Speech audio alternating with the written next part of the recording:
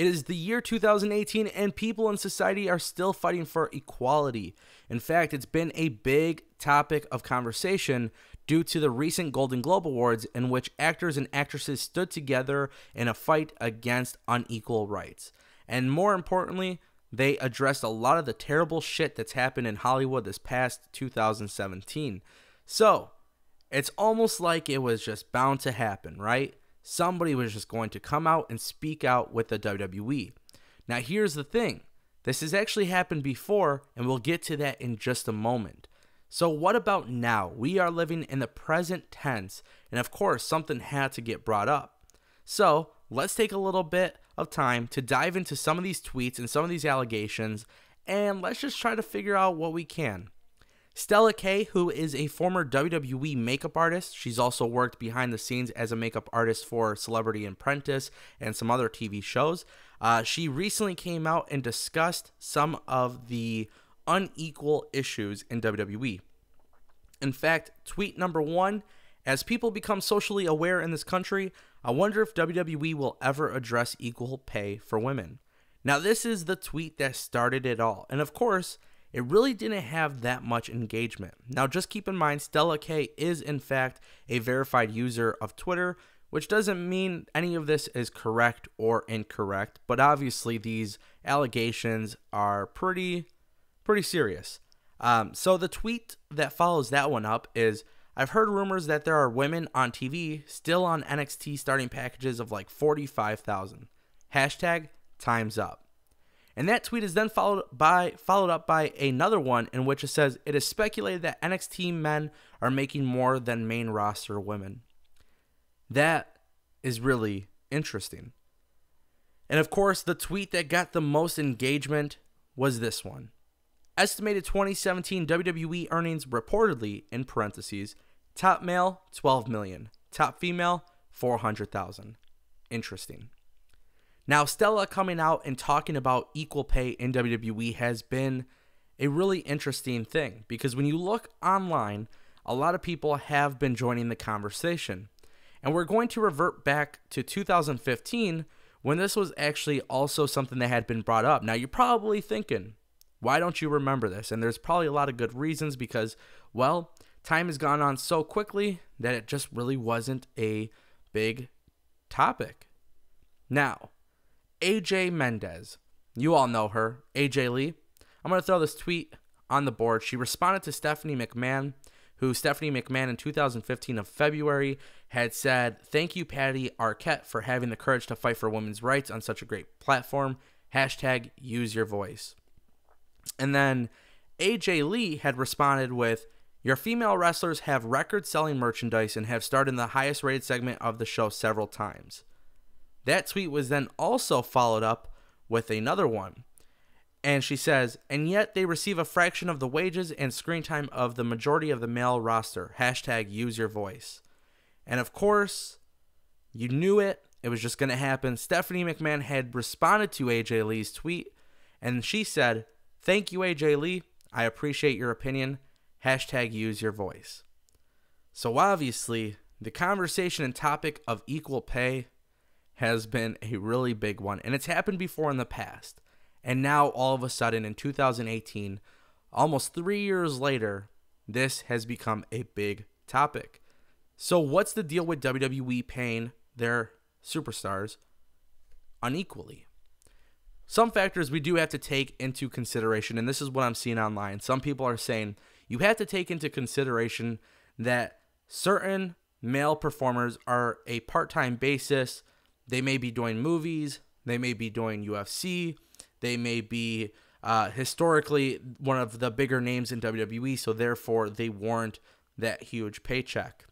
When you look at guys like John Cena, Randy Orton, or even Brock Lesnar, they are some of the biggest names in WWE to exist for several years. So that's been one big argument.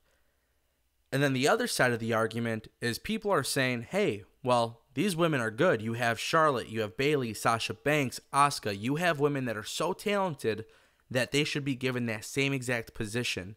They should be able to carry on the same situations that the male roster gets. So as far as like main eventing a WrestleMania, pay-per-views, and things like that. These are things that women can do as well. So the conversation of going back and forth on social media has actually resulted in a lot of confusion. Now, the reason for why there is so much confusion behind this topic is because we are very well uninformed. The reason why we're uninformed is because we don't really know shit about how payments work in the WWE. Now, if we are going to take a look at both of those sides of the argument, I'm sure we could find a common realization.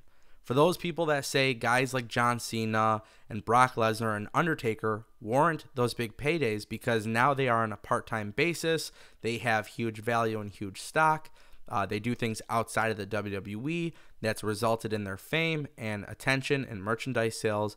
I think that's something that a lot of people could agree with, right? And then for the people that say, hey, women can do the same thing, that's also something people can agree with too. But we have to treat WWE not as a sport, but also as a movie or a show, right? Like a television sitcom. When you look at some of the roles people have in movies, some people are the stars and some people aren't.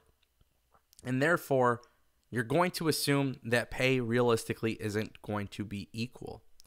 Now, the reason why I want to talk about this today is because Stella Kae, who has come out and talked about these allegations and all of these rumors, it's really interesting when you consider that this has been brought up before.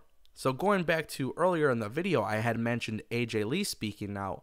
And of course, it really does raise a concern that that tweet was almost 3 years ago. Now, you have guys like Batista who have left WWE and are rumored to come back for a full-time role. You know, should Batista, because he's also in movies, should he not be paid a nice big check? So the debate of equal pay is really, really hard to focus on.